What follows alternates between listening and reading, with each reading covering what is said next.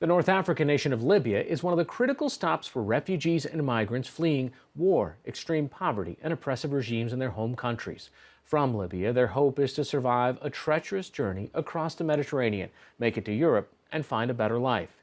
This week, the Libyan prime minister said that his country currently has more than 500,000 migrants stranded there, and that his nation will work to ease their suffering and help them return to their home countries. Nevertheless, many will still attempt the journey, landing in Italy. Since 2014, Italy has been welcoming, receiving 500,000 migrants and refugees. But that's starting to change. In tonight's signature segment, special correspondent Nadja Drost and videographer Bruno Federico start the story in Rome. When migrants and refugees traveling from northern Africa to southern Italy make it to Rome, they have few places to stay. Some end up in this parking lot by an abandoned bus depot.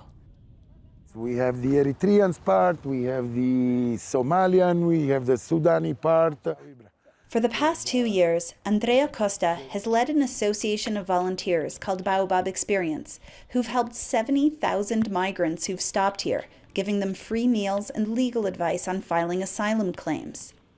And it started because in Roma, the authorities didn't organize anything for the migrants in transit in this city. There was not a first reception hub for migrants of any kind.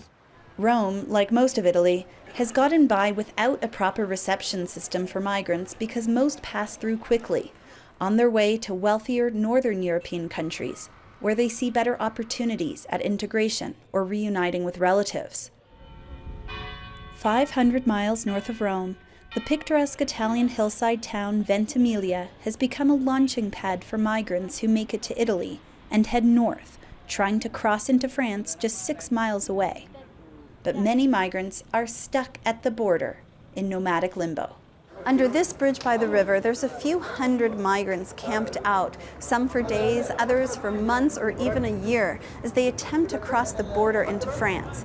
For many, it's a repeat visit here, having made it into France only to be caught by police and sent back to Italy.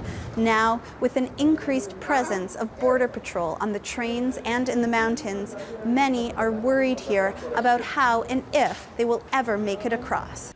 Ali is from Sudan. 3 years ago, he fled by foot and by bus to Libya. Though it has a UN-recognized government, since the fall of Muammar Gaddafi in 2011, Libya has become a failed state divided by rival militias. Like many other migrants, Ali was arrested and detained for 7 months by a militia that demanded money for his release. If you pay, they will release you. If you don't, they will start beating you. They give you electric shocks. There is no food, no water. Even if you ask for water, they will kick you. I was beaten every day. Ali eventually collected enough money for his release, worked as a driver, and saved $1,500 to pay smugglers for a spot on an overloaded rubber raft bound for Italy. After 6 days at sea, with 150 passengers aboard, the raft started to sink. A German ship came to their rescue and brought the survivors to Italy in July. Seeing no support or opportunities for refugees like him in Italy, within a month, he made his way to the northern border of Italy and set his sights on France or Germany. I will try until I succeed, because I have no other choice. There's no organization to help you to get into France. There is no way. My only way is my feet.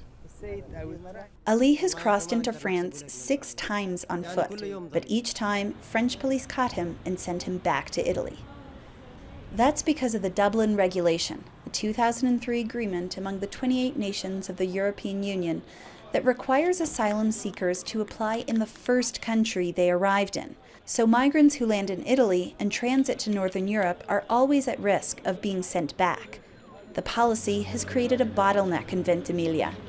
The only shelter for stranded migrants is a Red Cross camp, where men, women, and children from countries like Afghanistan, Somalia, and Ethiopia stay, as they decide whether to attempt a border crossing or seek asylum in Italy. Every day, migrants board trains in Ventimiglia bound for France, a mere 10-minute ride. But French police wait on the other side, in the town of Menton. They board trains, remove migrants without proper papers, and send them back. by bus or the next train bound for Ventimiglia. Others are sent walking back. Europe's open borders are shutting their gates to migrants and refugees. On his latest attempt to cross into France, Ali, the Sudanese migrant, set out with a few friends on a road leading out of Ventimiglia. We are trying to enter France anyway because Italy has made us tired. The suffering is a lot, not little. Here in Italy, we miss a lot of things: education, health, and psychological comfort. They decided to sleep a few hours on a stone landing above a railroad track and take their chances walking down the railway during the next shift change of French border guards. It's very dangerous on the railway because if a train comes, you will get an electric shock and it will kill you. But I will take the risk. We came to Europe to study, for our future. We didn't come to escape a quick death for a slow death. The tantalizing lights of the French Riviera beckon in the distance, but Ali won't get there. We later learn, once again, French police caught him and sent him back to Italy. Some migrants who do make it to France end up outside the town of Bray-sur-Roya, where farmer Cédric Héroux defies the authorities by hosting a migrant camp among his olive groves. He's part of a network, along with Andrea Costa from Rome, helping migrants move through Europe. Héroux says he's temporarily sheltered more than 200 on his farm. He shows me where Italy lies, just beyond the mountain. And down there, look, there's a policeman watching me. I asked Héroux why police are here. To prevent people from arriving here, to prevent them from accessing their rights. Héroux helps migrants file asylum requests, and even though French law lets citizens aid migrants on humanitarian grounds, police have repeatedly arrested him for helping them cross the border and stay in France. He blames racism for Europe's crackdown on the migrant flow. I've been taken into police custody 8 times.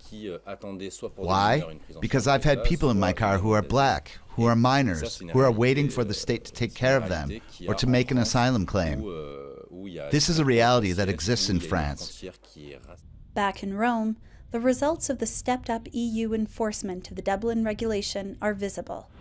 If in 2015 and the beginning of 2016, migrants in transit would have stayed here maybe for 3 or 4 days before keeping their journey, now they can stay weeks, they can stay months, or maybe after 3, 4, 5 times they try to cross the border and they're forced back to come back here, they say, okay, I'll seek asylum here. Last year, Italy received 123,000 asylum applications, up 48% from 2015, and second most in Europe after Germany. By November this year, Italy received another 116,000 applications.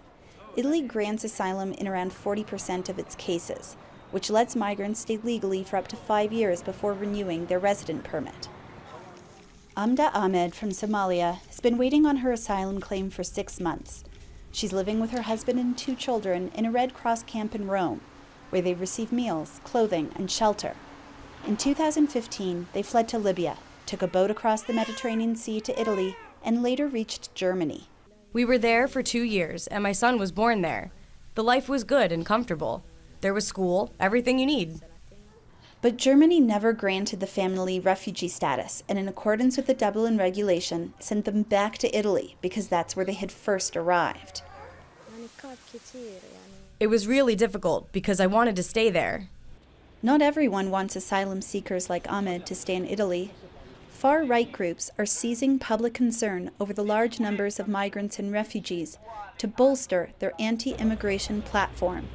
The European Union and the Italian government have committed at least $528 million to stem the flow of people from northern Africa, with $161 million directed specifically at Libya.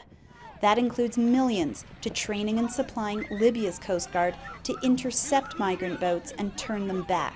As a result, thousands of migrants are being detained in Libya, in camps where the UN has documented inhumane conditions, forced labor, torture, and rape.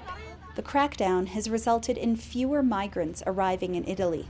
By end of November, 117,000 migrants and refugees had landed in Italy this year, but that's a 32% decline from last year, according to Italy's Interior Ministry. Refugee Amda Ahmed, after being sent back to Italy, is determined to learn Italian and make a life here. But she's lowered her expectations. I just loved the idea of Europe. I thought all the people had money, a car, good houses, a really good life. It's not how I imagined it.